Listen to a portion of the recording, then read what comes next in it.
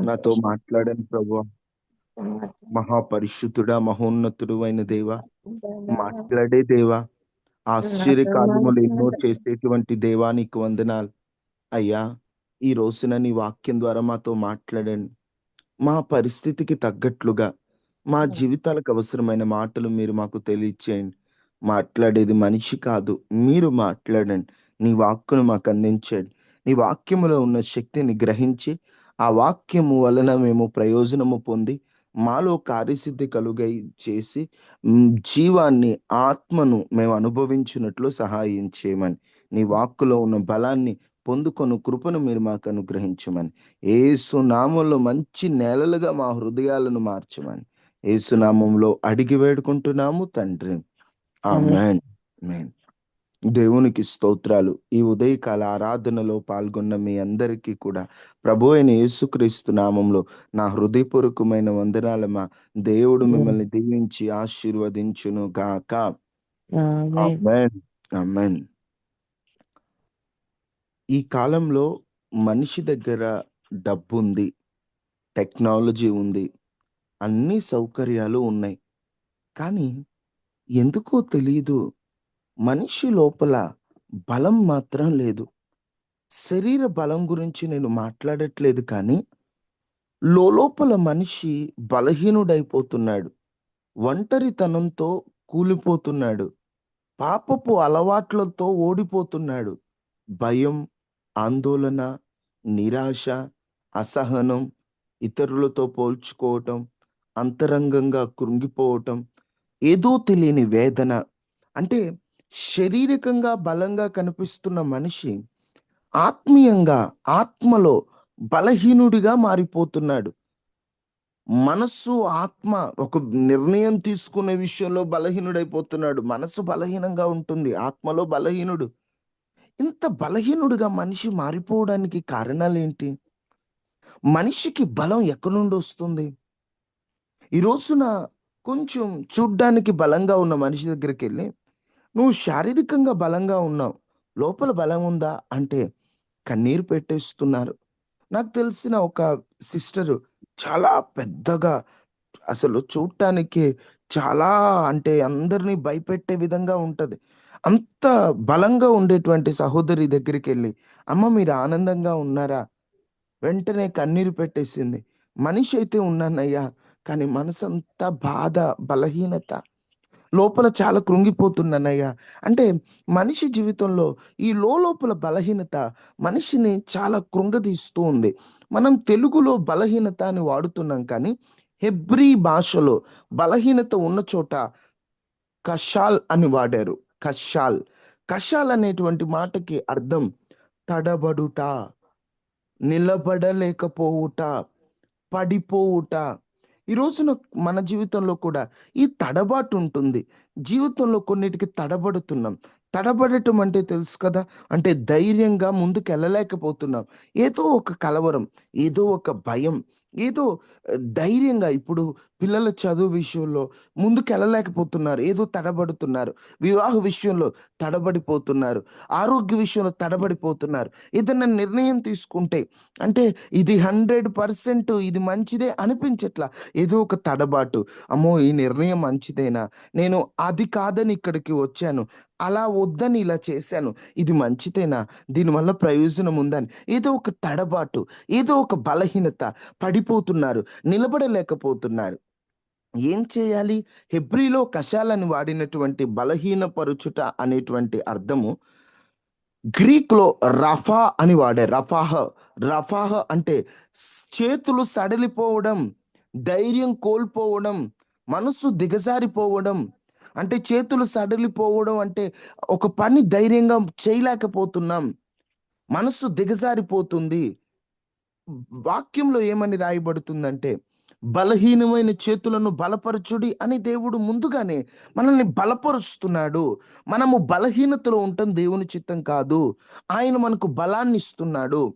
ఈ రోజుల్లో మనిషి బలహీనుడు అవ్వడానికి చాలా కారణాలున్నాయి. పాపపు అలవాట్లైనా, దేవుని సన్నిధికి దూరం అవ్వడమైనా, ఎదురవుతున్న పరిస్థితులైనా.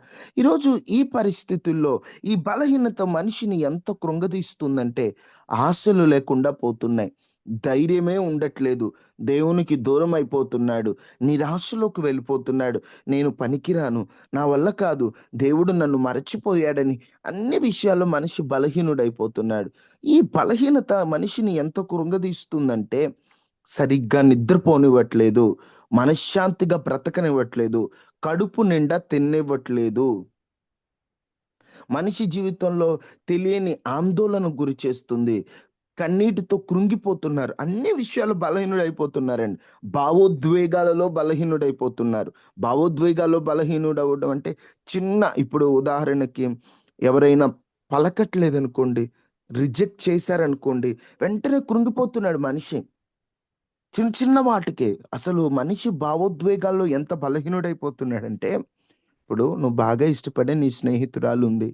నీ స్నేహితురాలు సడెన్‌గా నీతో మాట్లాడడం మానేసింది. అప్పుడు వెంటనే ఏం చేయాలి? మాట్లాడే రోజు మాట్లాడతారులే. దేవుని చిత్తమైతే మరలా మాట్లాడతారు. అనేటువంటి ఒక ధైర్యం రావట్ల మనిషికి. ఎంత కృంగిపోతున్నాడంటే ఎవరైనా రిజెక్ట్ చేస్తే, ఎవరైనా పలకకపోతే, లేతే ఎవరైనా ప్రక్కన బెడితే, ఎవరైనా తక్కువగా చూస్తే మనిషి కోలుకోలేకపోతున్నాడండి. బలహీనుడైపోతున్నాడు. ఇది దేవుని చిత్తంలో భాగమే. వాళ్ళని ప్రక్కన పెట్టినంత మాత్రాన నాకొచ్చే నష్టమేం లేదు. నా దేవుడు నాకు తోడై ఉన్నాడనే మనసు మనిషికి రావట్లేదు. ఇప్పుడు ఉదాహరణకు చెప్పాలంటే అందరూ తక్కువ చూపు చూస్తే మనం ఇంత భావోద్వేగాల్లో బలహీనులం అయిపోతున్నాం గానీ, యోసేపునండి అన్నోళ్ళే కదా అమ్మేసింది. అన్నోళ్ళే కదా గుంటలో పడేసింది. అన్నోళ్ళే కదా! ఎట్లుంటదండి? ఎంత బలహీనుడైపోవాలి? సొంత అన్నలే పోయిందెందుకు?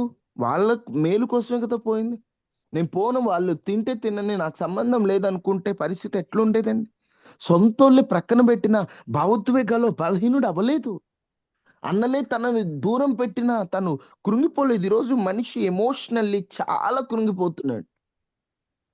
చచ్చిపోయేదాన్ని నిర్ణయాలు కూడా తీసుకుంటున్నారు. కొంతమంది పురుషులు నేను చచ్చిపోతానంటారు. ఎందుకంటే ఆ స్త్రీ నన్ను ప్రేమించట్లేదంటారు. కొంతమంది స్త్రీలు ఆ పురుషుడు నన్ను ప్రేమించట్లేదు చచ్చిపోతానంటారు. నువ్వెందుకు పుట్టావసలు? దేవుడు నిన్నెందుకు పంపించాడు? కష్టపడి తల్లిదండ్రులు నిన్ను పెంచిందెందుకు? చచ్చిపోవడానికా? అంత భావోద్వేగాల్లో బలహీనత ఏంటి? అంత బలహీనులైపోతున్నారెందుకు? మన మైండ్ అంతా కూడా ఒక మనిషి మీద ఆధారపెట్టి, ఆ మనిషి మాట్లాడితేనేమో ఆనందంగా ఉండటం. ఆ మనిషి మాట్లాడకపోతేనేమో మనం కృంగిపోవడం. ఆ మనిషి మనల్ని ఎటు నడిపిస్తే మనం అటు నడుస్తుంటే ఇంక మన జీవితంలో దేవునికి స్థానం ఏది? మనిషికి ఎక్కువ ప్రేమిస్తున్నాం. మనిషిని ఎక్కువగా గౌరవిస్తున్నాం. మనిషికి ఎక్కువ సమయం ఇస్తున్నాం. భావోద్వేగాల్లో అంత బలహీనులైపోతే ఎలా? నిర్ణయాల్లో బలహీనులైపోయారు. ఒక నిర్ణయం తీసుకోవాలంటే ధైర్యంగా ఏ నిర్ణయం తీసుకోలేకపోతున్నారు. ఒక నిర్ణయానికి 100 ఆలోచిస్తున్నారు ఈరోజు మనిషి. నిర్ణయాల్లో బలహీనత, సంబంధాలలో బలహీనత, ప్రేమ లేదు. కుటుంబాలలో ఒకరికొకరు బంధాలున్నాయనే కానీ ఉపయోగం లేదు. కనీసం సొంతోళ్ళు కష్టపడుతున్నారు, బాధపడుతున్నారు, ఇబ్బంది పడుతున్నారంటే ముందుకు తీసుకొచ్చేటువంటి వ్యక్తిగా లేరు. సంబంధాల్లో బలహీనత. ఆత్మీయంగా బలహీనత, ప్రార్థనలో బలం లేదు, వాక్యంలో శక్తి లేదు. ఏదో ప్రార్థన చేశామంటే చేశాం, వాక్యం విన్నామంటే విన్నాం. సహవాసంలో ఈరోజు చాలామంది సహవాసంలో బలహీనులైపోతున్నారు. అసలు సహవాసమే ఉండదు. కొంతమందికి ఆత్మీయ బంధమే ఉండదు. ఒక్కళ్ళే పందిరానికెళ్తారు, ఒక్కళ్ళే వస్తారు. సహవాసంలో బలహీనత, సహనంలో బలహీనత. దేవుడు ఆలస్యం చేస్తేనే కోపం తెప్పించుకొని దేవుడికి దూరం అయిపోతుంటారు. ఇలాగ చెప్పుకుంటూ పోతే ఎన్నో కారణాలను బట్టి మనిషి బలహీనుడైపోతున్నాడు. బలహీనుడు అన్నిట్లో బలహీనులైపోతున్నాడు. నేను చెప్పాను కొన్ని కారణాలు. ఇలా బలహీనులైపోతున్నారు. నాదొక్క ప్రశ్న. ఇలాగనే బలహీనతలో ఉంటే మనం ఇక ప్రభువుని నమ్ముకొని ఉపయోగం ఉందా? ఆయన నమ్ముకున్న బిడ్డల నిర్ణయాల్లో ఆయన తోడై ఉంటానన్నాడు. మనమేమో బలహీనులుగా ఉంటున్నాం. ఆయన మనల్ని నేను ప్రేమిస్తున్నాను, నీకు తోడై ఉన్నాను, నీ చెయ్యి విడువనంటున్నాడు. మనం ఎవరో మాట్లాడట్లేదని మనం బలహీనం అయిపోతున్నాం. అంటే దేవుడు మనల్ని బలపరచాలని శతవిధాలుగా ప్రయత్నిస్తూ ఉంటే, మనం ఇంకా బలహీనతలో ఎందుకు కొనసాగాలి? బైబిల్‌లో దేవుడు స్పష్టంగా చెప్తున్నాడు గదా! నీకు బలాన్ని ఇస్తానని. ఆ బలాన్ని మనం పొందుకుంటున్నామా? నిజంగా ఆ బలాన్ని మనం పొందుకున్నట్లయితే ఎందుకు చిన్న విషయంలో పైకి బానే ఉన్నా లోపల అంత బలహీనంగా ఎందుకున్నావు? ఈరోజు ఆలోచించండి నువ్వెంత బలహీనంగా ఉన్నావో.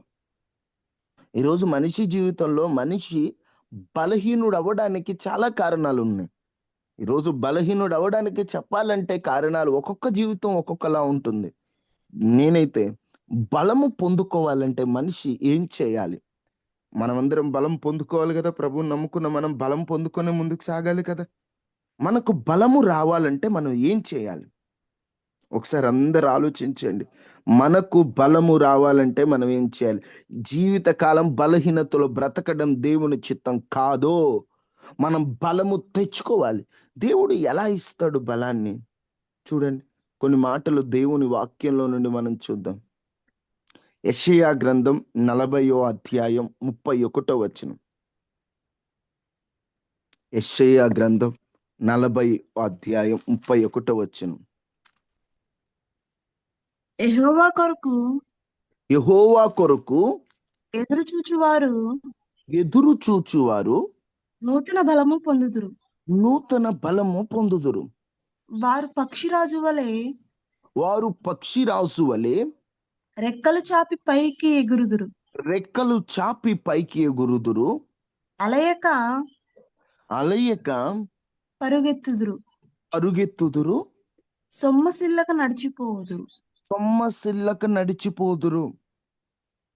యెహోవా కొరకు ఎదురు చూస్తే నూతన బలం వస్తది. కానీ ఈ రోజుల్లో మన జీవితంలో వ్యతిరేకంగా జరుగుతున్నాయి.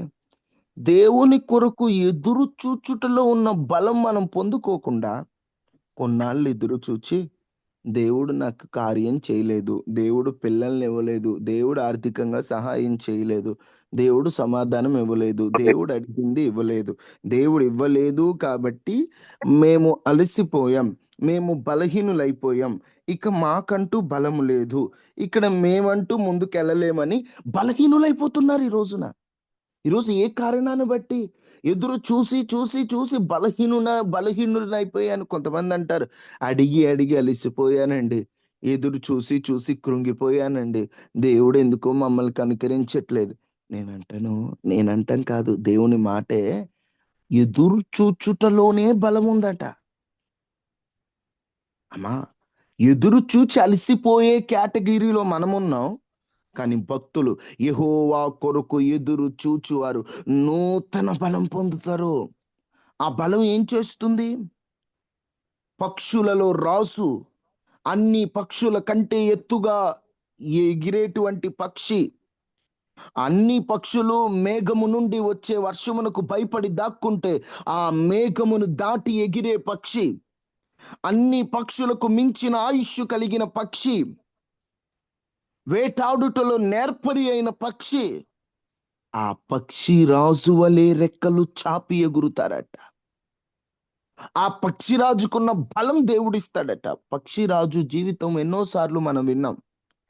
పక్షిరాజు బ్రతికితే 70 సంవత్సరాలు లేదా 80 బ్రతుకుతుందట. ఏ పక్షికి అన్ని సంవత్సరాలు ఉండవు. చిన్న పక్షులు మన కాకులు ఇవన్నీ కొంతకాలమే ఉంటాయి. 40 ఏండ్లు వచ్చినప్పుడు శరీరంలో బలమంతా తగ్గిపోయి ఎటు వెళ్ళాలో అర్థం కాక ఒక కొండ మీదకు వెళ్ళి తన ముక్కుని బండకేసి కొట్టుకొని రెక్కలను ఊడబెరుక్కొని రక్తపు మడుగులో ఉన్న దేవుడిచ్చే బలం కొరకు కొన్నాళ్ళు ఎదురు చూచి ఆ గాయాలలో అలా పడున్నప్పుడు కొన్నాళ్ళకి గాయం తగ్గిపోయి రెక్కల్లో బలం వస్తే, ముక్కులో బలం వస్తే అప్పుడు ఎగురుతుందంట. ఎంత ఎగురుతుంది? తాను ఎదురు చూచినటువంటి ఆ ఎదురు చూపుకి ప్రతిఫలం వచ్చిందని రెక్కలు చాపి పైకి ఎగురుతుంది. ఈరోజు కొన్నిటిని అడిగి అడిగి అలిసిపోయారా? అయ్యా నీ చిత్తమైతే నాకు అనుగ్రహించని యెహోవా కొరకు కనిపెట్టండి. యెహోవా కార్యాల కొరకు కాదు. అదేంటయ్యా? అయ్యా నువ్వు ఇది చెయ్యి, అది చెయ్యి అని నేను కనిపెడతానని కాదు. నువ్వేదో ఒకటి చెయ్యి నాయన, నీకోసం నేను కనిపెట్టానని. యెహోవా కొరకు కనిపెట్టువారు నూతన బలం పొందుతారు. ఆ నూతన బలమే పక్షిరాజుకు ఆయుష్షునిచ్చినట్లుగా, పక్షిరాజు సమస్యలను మించి అది ఎగిరేటట్లు చేసినట్లుగా నీకు దేవుడు ఆ బలాన్ని ఇస్తాడు. నువ్వు ఎదురు చూస్తూ ఉంటే నువ్వు అలయ్యక పరుగెడతావు. ఈరోజు అన్నిటిలో అలిసిపోయావా? మనుషుల మాటలు బట్టి అలిసిపోయావా? మనుషుల ప్రవర్తన బట్టి అలిసిపోయావా? జీవితంలో ముందుకెళ్ళలేక ఆగిపోయావా? నడువలేకే ఆగిపోయిన నీవు అలయక పరుగెత్తి ఆగిపోకుండా సొమ్మసిల్లకుండా నీవు పరిగెత్తి నడిచిపోయేటట్లుగా దేవుడు నీకు బలాన్ని అనుగ్రహించబోతున్నాడు. దేవుడు నీకు ఆ బలాన్ని అనుగ్రహిస్తాడు. ఎప్పుడు నువ్వు ఎదురు చూస్తే. హెబ్రీలో ఉంటది, క్వావ్ అనే పదం వాడారు. క్వావ్ అన్నారు. QAVH, క్వావ్ అని వాడారు. అక్కడ అర్థం ఏంటంటే, ఎందుకు హెబ్రీ తర్జుమాలు చెప్తున్నా అంటే, కొంచెం తర్జుమాల్లో అసలు పదాల అర్థాలు ఇంకా బాగుంటాయి. అక్కడ కనిపెట్టుట అనే చోట వాళ్ళు ఏమి ఇచ్చారంటే, ఆశతో ఎదురు చూడడం, దేవునితో అతుక్కుపోవడం అంట. అంటే అయ్యా, ఆశతో ఎదురు చూస్తున్నానయ్యా, ఆశతో వేచి ఉన్న నీవే నా బలం, ఆశతో ఎదురు చూస్తున్నానయ్యా, నువ్వే నా బలం, నీతో నేను కనెక్షన్లోకి వచ్చేసానని నిరీక్షణలో నువ్వు నిలబడితే, ఎదురు చూస్తూ ఉంటేనండి మన తొందరపాటు తగ్గిపోతుంది. ఎదురు చూస్తూ ఉంటే దేవునిపై ఆధారపడటం పెరుగుతుంది. ఎదురు చూస్తూ ఉంటే మన అహంకారం తగ్గిపోతుంది. ఎదురు చూస్తూ ఉంటే మనకు దేవుడు ఇవ్వాలనుకున్నది ఇవ్వడానికి ఉన్న అడ్డంకులన్నీ దేవుడు తొలగిస్తాడు. ఎదురు చూస్తూ ఉంటే నిరీక్షణలో గొప్ప బలం ఉంది. ఆ బలాన్నే మనం పొందుకుంటామంట. ఈరోజు నేను బలహీనున్నైపోయానని నీకు అనిపించినప్పుడు దేవుని కోసం మాత్రమే ఎదురు చూడు. అబ్రహాము అన్ని సంవత్సరాలు దేవుని కొరకు నిరీక్షించాడు. ఆ నిరీక్షణలోనే అతనికి బలం వచ్చింది. ఆ నిరీక్షణలో అతని విశ్వాసం బలపడింది. ఈ రోజున నీ జీవితంలో కూడా ఎదురు చూస్తున్నావా? ఏమో ఎదురు చూసి చూసి అలిసిపోయాను అనుకుంటున్నావా? నిరీక్షణతో వేచి చూడు.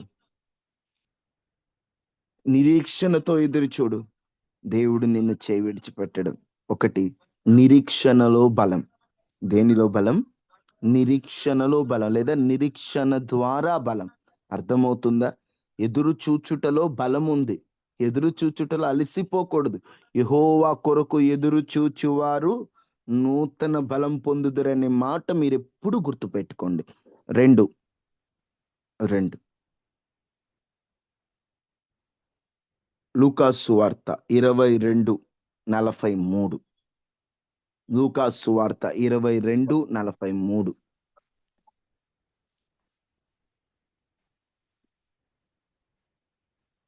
అప్పుడు పరలోకము నుండి ఒక దూత ఆయనకు కనబడి ఆయనను బలపరిచెను. ఆయనకు కనబడి ఆయనను బలపరిచెను.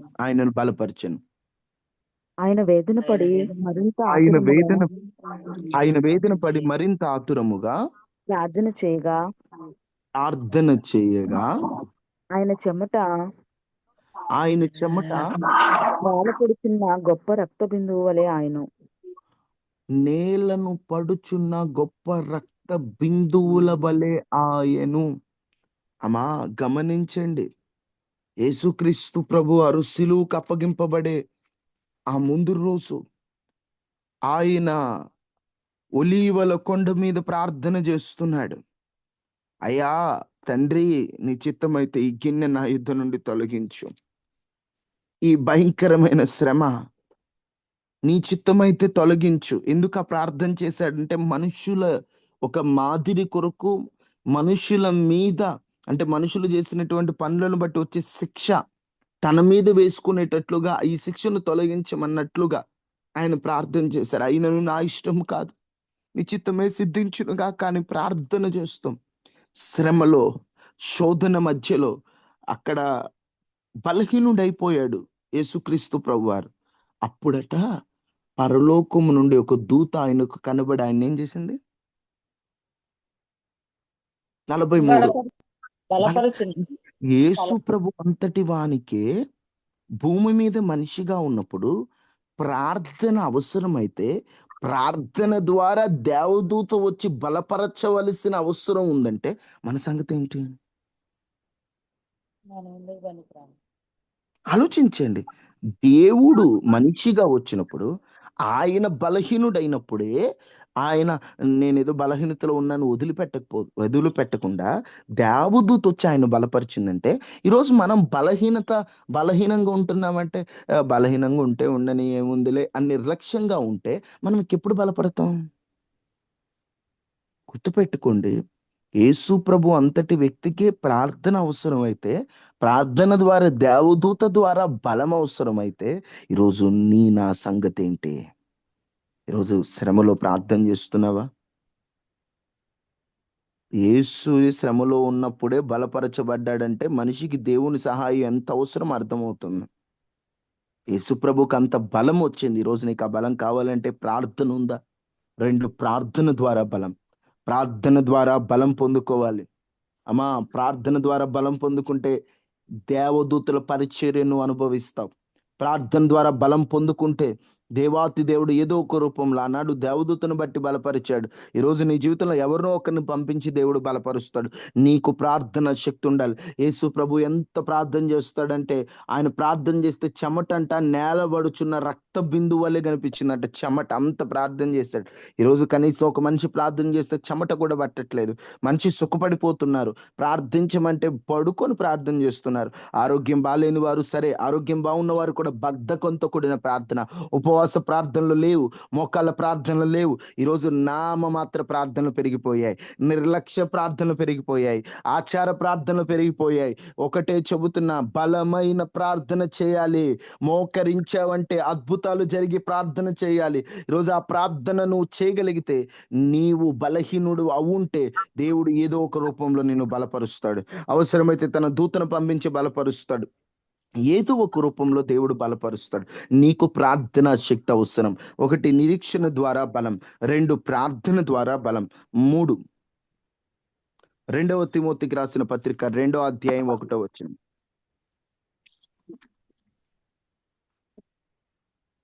2:1 2:1. 2 నా తిమోతి. కుమారుడా, నా కుమారుడా, క్రీస్తు యేసునందున్న కృపచేత క్రీస్తు బలవంతు యేసునందున్న కృపచేత. బలవంతుడు కమ్ము. తిమోతిని ఉద్దేశించి పౌలు గారు ఏమంటున్నాడు? నా కుమారుడా, క్రీస్తు బలవంతుడవు. యేసునందున్న ఎట్లా బలవంతుడవ్వాలి? క్రీస్తు యేసునందున్న కృప చేత నువ్వేమవ్వాలా? బలవంతుడు బలవంతుడు. తిమోతి, యవన వయసులో సేవ చేస్తున్నావు. ఎన్నో బలహీనతలు ఉంటాయి. మనిషి చాలాసార్లు అనుకుంటాడు నేను స్ట్రాంగ్ అనుకుంటాడు, కానీ కాదు తిమోతి. దేవుని కృప నిన్ను నిలబెడుతుంది. ఆ కృప ద్వారా నువ్వు బలవంతుడు అవ్వు. కృప అంటే అర్హత లేని వ్యక్తికి అర్హతనివ్వడం కృప. అర్హత లేకున్నా సహాయం పొందడం కృప. పడిపోయినప్పుడు లేపడానికి అర్హత, అంటే మనకు లేకపోయినా దేవుడు తన దయచేత మనల్ని లేపడమే అర్హత. ఓడిపోయినా మనల్ని విడిచిపెట్టని దేవుని దయే కృప. ఇప్పుడు ఆ కృప చేత నువ్వు బలవంతుడు కమ్ము. కృప పొందుకో తిమోతి. కృప ద్వారానే బలవంతుడు అవుతావు. ఆ కృపే మనకు బలాన్ని ఇస్తుంది. ఆ కృపే శక్తిని ఇస్తుంది. ఆ కృప చేతనే నువ్వు బలవంతుడు అవ్వాలి. ఈ రోజున మనం కూడా కృపను పొందుకోవాలి. భక్తుడు ఏమంటాడు? ఉదయమున నన్ను నీ కృపతో జ్ఞాపకం చేసుకున్నాను. ఉదయం నీ కృపతో నన్ను నింపుము. తృప్తిపరచు. అప్పుడు నా కోరికలను తృప్తిపరచబడతాను. ఉదయం నీ కృపతో నన్ను నింపయ్యా. అమ్మా, ఉదయకాల ప్రార్థన ఎందుకు వస్తుంటే కృపతో నింపబడాలి. ఎవ్రీ డే, ప్రతిరోజు కృప పొందుకోవాల్సిందే. కృపలో నూతన అనుభవాలు పొందాల్సిందే. కృప వెంబడి కృపను పొందాల్సిందే. ఎందుకంటే ఆయన కృప లేని క్షణం మనం ఊహించలేం. భక్తులు ఊరికి పాడారు ఆ పాటలు. నీ కృపలేని క్షణము, నీ దయలేని క్షణము, నేను ఊహించలేను యేసయ్యా. యేసయ్యా, నీ కృప నాకు చాలయ్యా. నీ కృప లేనిదేనే బ్రతుకలేనయ్యా. ఎందుకు పాడారండి? ఊరికి పాడారా? ఆ కృపలో ఉన్న బలం వాళ్ళకి తెలుసు. ఈరోజు ఆ కృపను అడుగుతున్నారా? అయ్యా, నీ కృపతో నన్ను నింపయ్యా, విస్తారమైన నీ కృప నాకు కావాలయ్యా. ఆ కృప ద్వారా ఏమవుతామంట? బలం పొందుకుంటాం. బలవంతులమవుతాం. ఎందుకు? ఒక్కోసారి శరీర బలహీనతతో పౌలు గారు దేవుని యొద్దకు వచ్చి, అయ్యా నేను బలహీనంగా ఉన్నాను, నన్ను స్వస్థపరచంటే నా కృప నీకు చాలన్నాడు. అప్పుడు 2 కొరింథీ 12:10లో పౌలు ఏమన్నాడంటే, 2 కొరింథీ 12:10లో, నేను ఎప్పుడు బలహీనున్నై ఉన్నాను అప్పుడే బలవంతుణ్ణి. బలవంతుడును. ఎందుకంటే ఆయన కృప నాతో ఉన్నప్పుడు నా బలహీనతలో ఆ కృప ఏం చేస్తంట? బలపరుస్తుంది. బలపరుస్తుంది. బలపరుస్తుంది నన్ను. ఈరోజు ఆ కృపను మనం పొందుకుంటున్నామా? నా బలహీనతలో దేవుని కృపాన్ని నేను పొందుకుంటున్నాను అనేటువంటి వాళ్ళు ఉన్నారా? కృపను పొందుకోండి. కృపను అడగండి. అయ్యా, నేను బలహీనంగా ఉన్నా, నీ కృప నా మీద చూపించు. నేను బలహీనంగా ఉన్నా, నీ కృప నాకు కావాలి. ఎందుకంటే బలహీనుడును బలపరిచేది కృప మాత్రమే. 3 విషయాలు చెప్పాను కృప కలగడానికి కారణాలు. 4 కూడా చూడండి. ఎఫెసీ 3:16. ఎఫెసీ 3 మీకు తెలిసిన విషయాలే, కానీ మీ జీవితంలో పాటించాలి. వీటిని గుర్తు పెట్టుకోవాలి. బలం కోల్పోయాను అన్నప్పుడు వీటిని ఎత్తిపట్టి అడగాలి. అందుకే చెప్తున్నాం. ఎఫెసీ 3:16 క్రీస్తు మీ హృదయములో క్రీస్తు మీ హృదయములో విశ్వాసము ద్వారా నివసించినట్లుగాను విశ్వాసము తన ద్వారా మహిమైశ్వ ఉమ్, తన మహిమైశ్వర్యము చొప్పున మీకు దయచేయవలెననియు అమ్మ 3:15 అమ్మా. మీరు అంతరంగ పురుషుని యందు తరంగ శక్తి పురుషుని కలిగి శక్తి కలిగి ఆయన ఆత్మ వలన బలపరచబడినట్లుగాను ఆయన క్రీస్తు మీ హృదయములలో చాలమ్మా ఎందుకంటే పెద్ద వచనం అది. ఆయన ఆత్మ వలన బలపరచబడినట్లుగాను. అంటే బలం ఎలా వస్తుందట ఇక్కడ? ఆత్మ బలం ఆత్మ వలన. దేవుని ఆత్మ ఎక్కడుంటే అక్కడ బలం ఉంటదట. మన బలం సరిపోదండి. మన ఆత్మకు అసలు బలం లేదు. దేవుని ఆత్మ మన ఆత్మలో లీనమైపోతే దేవుని ఆత్మ ద్వారా మన ఆత్మను మనకు బలం వస్తుంది. అప్పుడు మనం ఎన్ని పరిస్థితులైనా బలంగా నిలబడగలుగుతాం. 4 పరిశుద్ధాత్మ ద్వారా బలం. రోజు ఆత్మను పొందుకుంటున్నామా? నా ఆత్మ లేనివాడు నా వాడు కాదంటున్నాం. పరిశుద్ధాత్మ అలసిన మనస్సుకు ఆదరణ ఇస్తాడు. పరిశుద్ధాత్మ ప్రార్థనకు బలాన్ని ఇస్తాడు. పరిశుద్ధాత్మ విరిగిన ఆత్మను లేపుతాడు. పరిశుద్ధాత్మ దేవుని ప్రేమను గుర్తు చేస్తూ ఉంటాడు. పరిశుద్ధాత్మని ద్వారా నీ బలం పొందుకుంటే ఆత్మ దేవుడు నీలో పనిచేస్తుంటాడు. అందుకే ఆత్మ ద్వారా బలం. 5 119:28 కీర్తన 119:28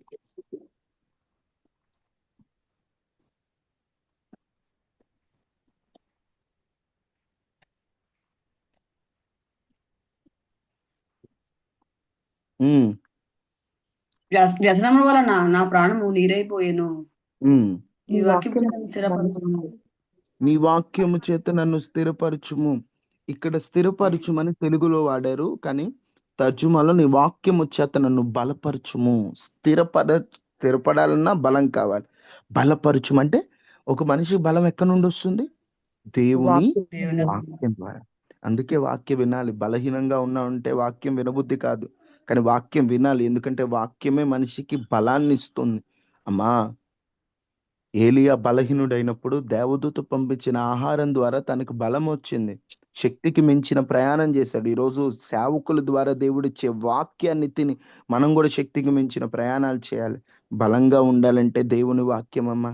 అమ్మా, ఈ రోజున మనిషి కరోనా వచ్చిన దగ్గర నుంచి నిజం చెప్పాలంటే అవి ఇవి అని తింటా ఉన్నారు. బాదం పప్పులు, జీడిపప్పులు అంతకుముందు తెలియదు. కీర దోసకాయలని అవి ఇవి తింటా ఉన్నారు. ఎందుకంటే శరీరానికి బలం కావాలి, లేకపోతే వీక్ అయిపోతాం, లేకపోతే రోగ నిరోధక శక్తి ఉండదు అని. ఈ లోక బలం కావాలని, శరీర బలం కావాలని అంత ప్రయాసపడుతున్నావే, నీ ఆత్మ లోపల బలహీనత అయిపోతుంటే నువ్వు ఎందుకు పట్టించుకోవట్లా? నా ఆత్మ బలహీనంగా ఉందేమో, తడబడుతున్నాను, నిలబడలేకపోతున్నాను, పాపానికి వీక్ అయిపోతున్నాను, చిన్న చిన్న వాటికే పాపం వైపు ఆకర్షితున్నైపోతున్నాను, ఏవైతే చూడకూడదు అనుకుంటున్నానో అవే చూస్తున్నాను, ఏ చేయకూడదు అనుకుంటున్నా ఏ చేస్తున్నాను, నేను పాపానికి ఆకర్షితున్నైపోతున్నాను. అంటే నేను బలహీనంగా ఉన్నాను, నేను బలం పొందుకోవాలి, దేవుని యొద్ద బలాన్ని అడగాలని ఎప్పుడన్నా ఆలోచన వస్తుందా? ఈరోజు కొంతమంది ఆత్మీయంగా బలహీనులైపోతే నేను బలహీనరాలయ్యాను, వాళ్ళే కృంగిపోతారు. కృంగిపోయి ఉపయోగం లేదు. అడుగు వేస్తేనే బలం వస్తుంది. ఒక మనిషికి బలం ఎలా వస్తుందో మీకు 5 కారణాలు చెప్పాను. మొదటిది బలం ఎలా వస్తుంది? అందరూ నోటెత్తి చెప్పాలి. నిరీక్షణ నిరీక్షణ ద్వారా బలం. 2 ప్రార్థన ద్వారా బలం పొందుకుంటాం. ప్రార్థన ద్వారా బలం. 3 కృప ద్వారా బలం కృప ద్వారా బలం. 4 పరిశుద్ధాత్మ ద్వారా బలం. దేవుని ఆత్మ ద్వారా, పరిశుద్ధాత్మ ద్వారా బలం. 5 వాక్యము ద్వారా వాక్యము ద్వారా బలం. ఈ 5 పాయింట్లు కొత్త పాయింట్లేం కాదు, ఆల్రెడీ మీకు తెలుసు. కానీ వీటి ద్వారా మీరు బలాన్ని పొందుకుంటున్నారా? నేను అడుగుతుంది అది. మీకు బలం తెలుసు, వాక్యం ద్వారా బలం వస్తుందని, పరిశుద్ధాత్మ ద్వారా బలం వస్తుంది, కానీ పొందుకుంటున్నారా ఆ బలాన్ని? ఊరికేదో వాక్యం ద్వారా బలం వస్తుంది కాదు, నువ్వు పొందుకోవాలి. ప్రాక్టికల్గా నీ జీవితంలో ఆ వాక్యాన్ని నువ్వు అప్లై చేసుకోవాలి. ఈరోజు అడుగు, ప్రభు నాకు బలం కావాలని అడగండి. అందరు అడగండి, నాకు బలం కావాలి. ఈరోజు నేను బలం లేని వ్యక్తిగా ఉన్నానయ్యా. కొన్నిసార్లు బలహీనరాలైపోతున్నా. నాకు బలాన్ని ఇవ్వయ్యా.